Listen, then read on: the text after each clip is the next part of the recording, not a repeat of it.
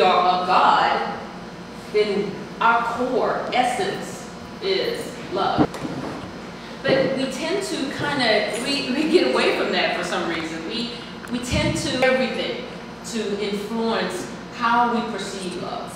And I've got a program called Love Perspective. And the reason why I created this program is because there's a lot of things that influence our love perspective, our views on love.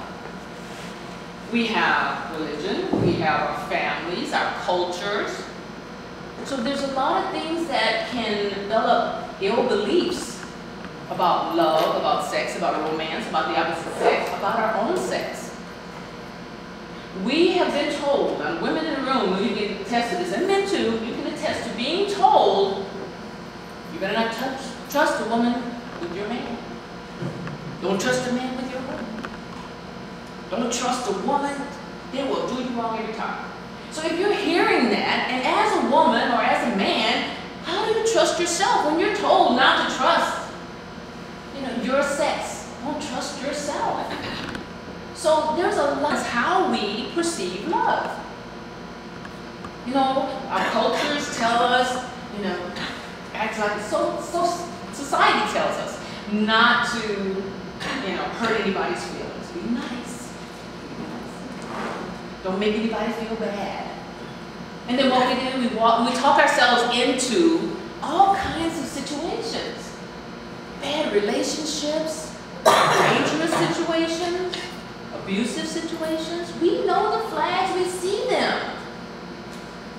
If they're giving you too much attention all of a sudden, they want to spend time with you 24/7, and you just met last week. That is a flag. That is not love at first sight. Start to display characteristics that are not really becoming, where they're checking up on you to see if you're really home and you say you're not available. Those are flags.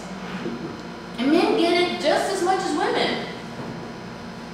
The commercial where the guy is orange juice commercial, and he's sitting there and he's like, okay, so what is my day going to be like? And all of these people are talking about all the stuff that they're going to throw in his path during his day, and the girl's like, and I'm going to call because I'm upset because you haven't changed your Facebook status. And so he goes, after one day, she goes, yeah. And so then he goes, well, I'm glad I got my orange juice. And she goes, and you got me. You got me. But really, that's how quick some people can start latch onto you like a leech, and they want to suck the life out of you. But are you going to listen to that little, voice that told you, be nice, don't hurt somebody's feelings? Or are you going to run like hell? I'd say run like hell. Because, is someone on Facebook really a friend? That's a term, that's a technical term when you're in the social media thing. So we have to be careful.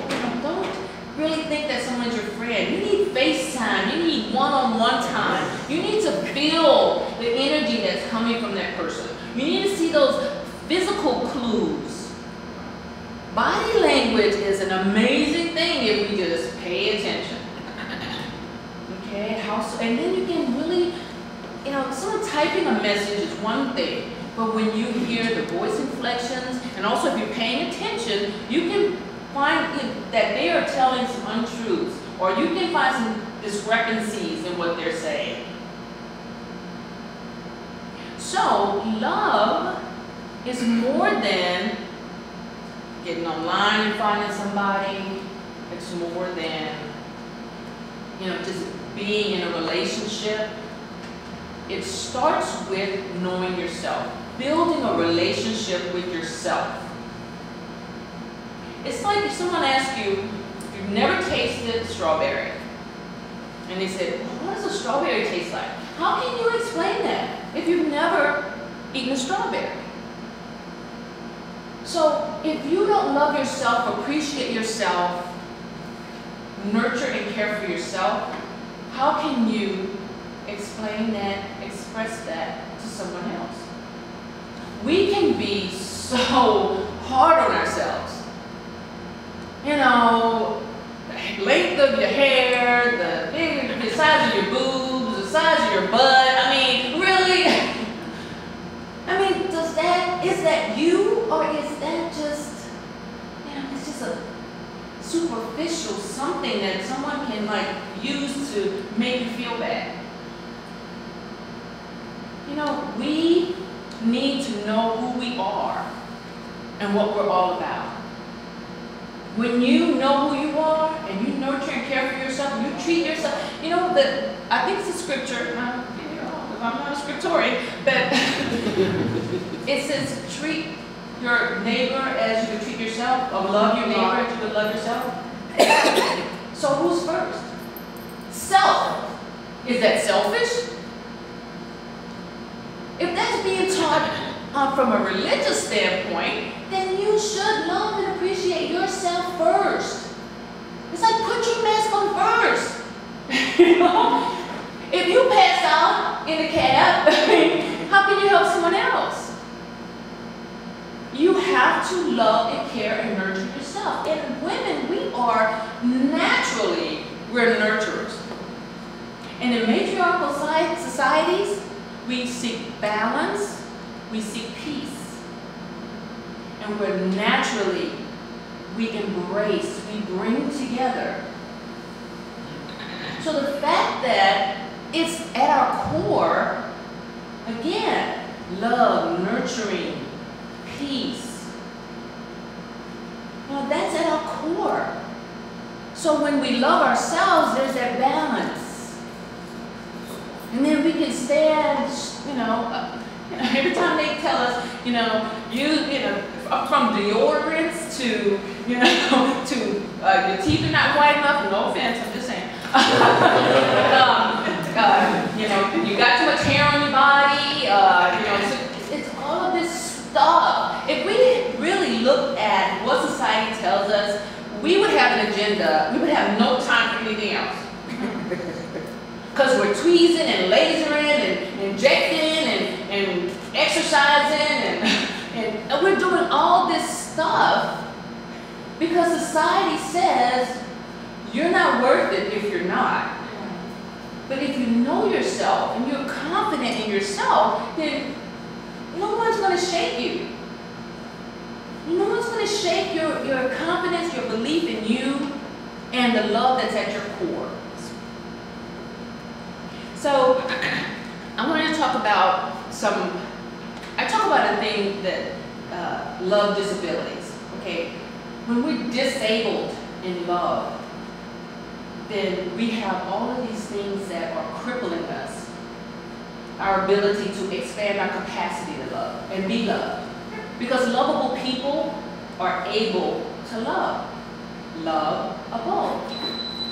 But if you are not able to love, you're not going to follow that natural balance and flow of love that comes in and out. It's an energy cycle.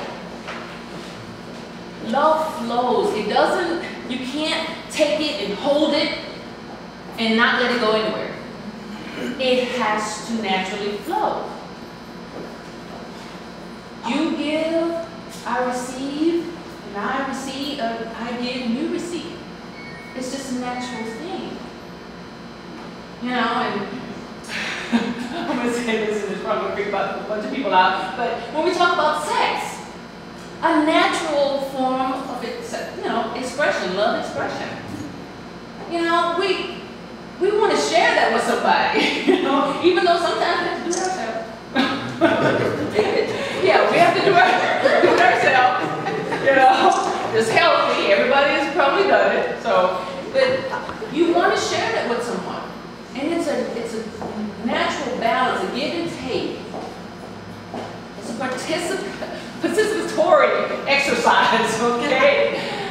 So when you look at all of these different aspects of love, it's always peace and balance and flow. So love is within. We have to start there. And then once that is expanded, then we can love our families more because now we feel more confident. There's less fears and concerns. So we love our families more. We can have better romantic relationships because we know who we are. We know what we need in another person. And we also, when we are keen to who we are, we can see those flags. We can see those little triggers. Because now you know what is right and what's wrong or good and bad, and what's acceptable and unacceptable. So in the spirit of Valentine's Day and Mardi Gras, I gotta give it up to my folks from New Orleans. I would say Valentine's Day is really a time to embrace the core essence of love. It's not just a romantic thing. It's a time to stop and really think about how much love you're receiving and giving. And if that's out of balance, just kind of balance it out a little bit. So I encourage you to take some time to love yourselves and love the others around you, and just try to keep the idea that love starts first here. With that. So thank you so much.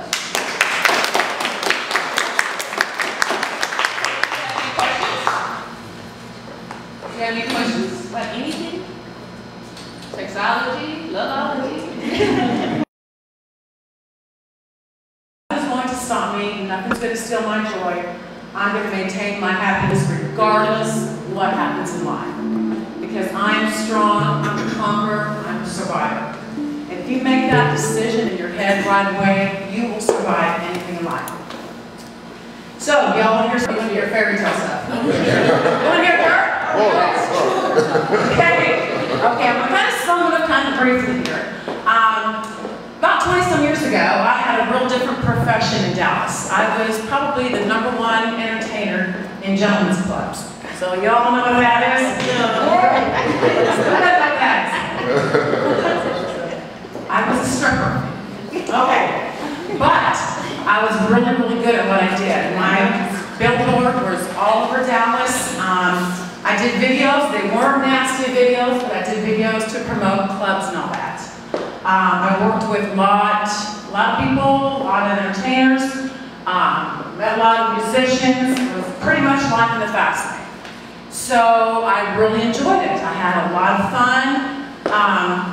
I looked a little bit different back then. I had blonde hair down here. You know, these were a little bit bigger. I was having a lot of fast and furious fun. I did a little bit of drugs, not a lot. I mean, kind of dampered here and there with a little bit of cocaine, smoked some pot, but I never really lost, I never really got crazy overboard with anything. But I was having fun. I was having so much fun being the limelight of the party and having a blast. But deep down, something inside of me was saying, this is fun for now, but are you really, really happy what you're doing with your life? Is this something that's going to take you to the next level? Is this going to keep you going?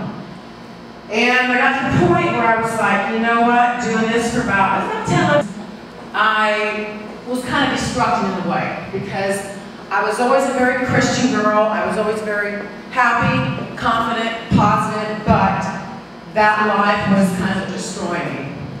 So, thanks to my mother, one day we were sitting on the couch watching TV, and she knew all along what I was doing. She respected my profession, what I was doing, but she knew that there was something else out there for me. She's like, Kerry, why don't you go and study massage therapy? Because I always like going to spas and getting massages. I said, okay. Sure enough, I enrolled in school about a week later. Got out of school within about 6 months because I made my mind up and I dedicated myself that this is what I wanted to do. And when I was going to school, I excelled. I got top honors in my class. I knew that I had a gift and a talent for doing this. I loved helping people. I loved giving, and I loved making people have a smile on their face. And when I see that people have a smile on their face, and they're happy, and they're healed, and they respect you for what you did for them, that is the best gift that you can ever give anybody.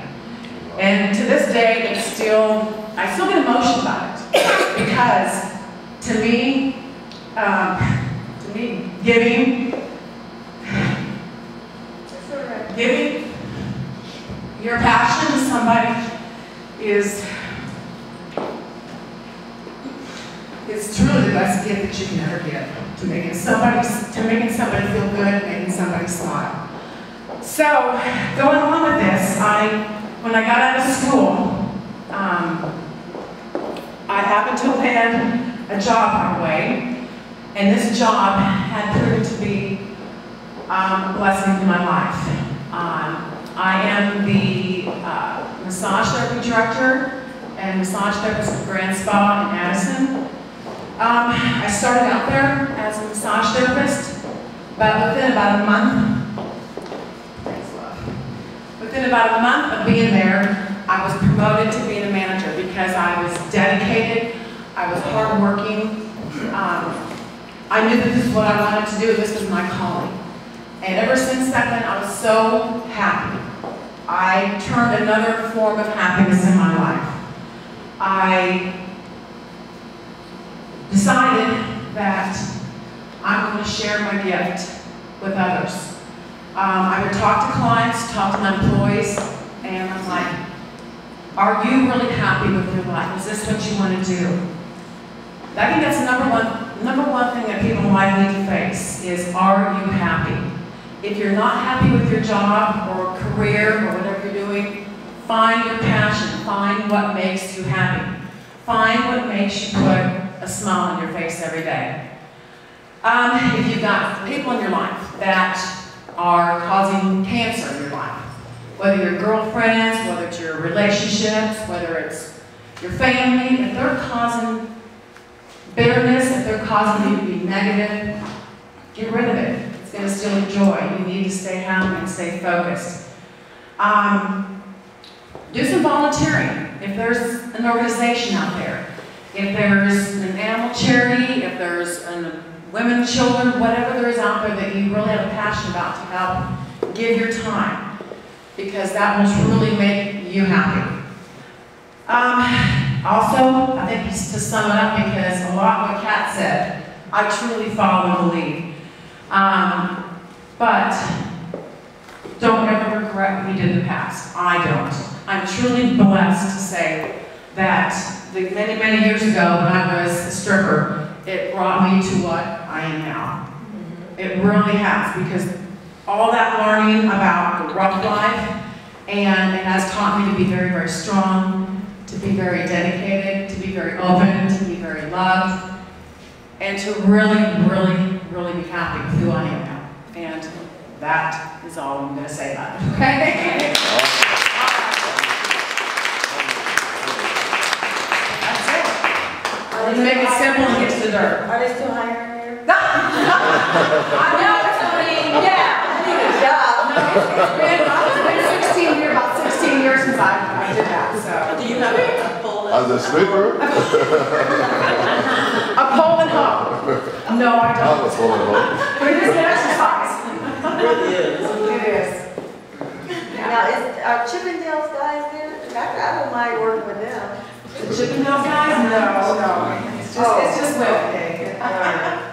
Yeah. All right, well. I wanted to give you all the dirt. I didn't want to give you all the sugarcoating thing because I think life, you have to go through a lot of crap to really find out who you are now and what makes you happy. I think that's real. That's It's real. important, being real. It is real. And just being who you are, yes. and appreciate, your experiences and Oh, all that yeah. stuff. I think you could have said it any better. That's so glad You get an A. It's amazing. And I'll be taking some classes soon. Well, I could teach you a little bit. Maybe you can teach me something.